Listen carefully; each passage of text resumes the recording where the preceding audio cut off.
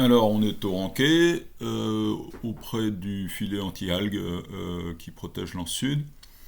Et alors, le but du début de la vidéo, c'est de montrer l'état un peu de déliquescence du filet. Donc, je m'attarde à montrer quelques trous et puis quelques morceaux du filet qui traînent au fond. Mais très vite, le filet est en état correct. Simplement, il est chargé de moules et j'essaye de filmer ça. Alors, le film n'est pas toujours de très bonne qualité, mais on voit quand même qu'il y a beaucoup de moules, certaines qui commencent à être de belle taille.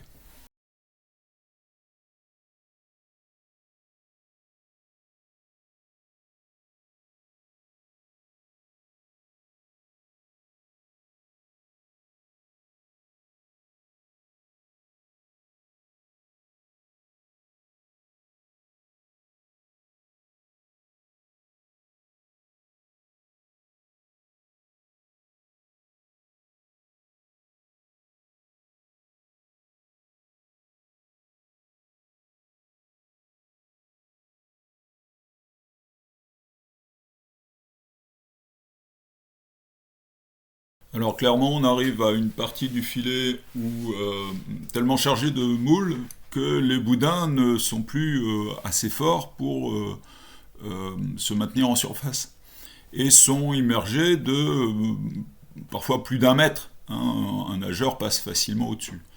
Bon, les algues, en général, qui sont arrachées, les ulves, ça bouge au fond. Donc, l'important, c'est qu'il reste du filet au fond. Mais par contre, ce qu'on voit, donc, c'est que le poids des moules devient vraiment très important, au point que même la bouée qui fait l'angle flotte à peine. Alors là, on a passé l'angle du filet, et donc on commence la partie qui fait face à la plage, dirons-nous, enfin l'anse sud. Alors il y a toujours beaucoup de moules, le boudin est immergé de plus d'un mètre. Ce qu'on voit aussi, c'est que il y a essentiellement des moules, hein. Très peu d'algues, pas d'éponges, très peu de vie autre que les moules, qui peuvent vivre l'hiver, grandissent sans doute l'hiver, alors que le reste de la vie est plus calme.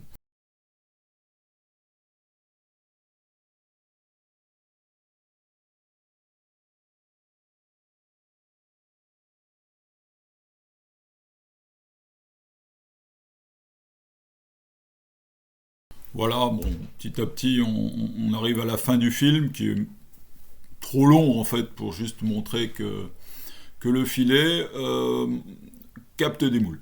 Voilà, je ne peux pas dire s'il arrête les algues. J'ai pas l'impression qu'il soit très efficace là-dessus. Mais ce qui est sûr, c'est il capte du naissain de moule au-delà du raisonnable. Bon, voilà, on termine par une jolie vue du Ranquet.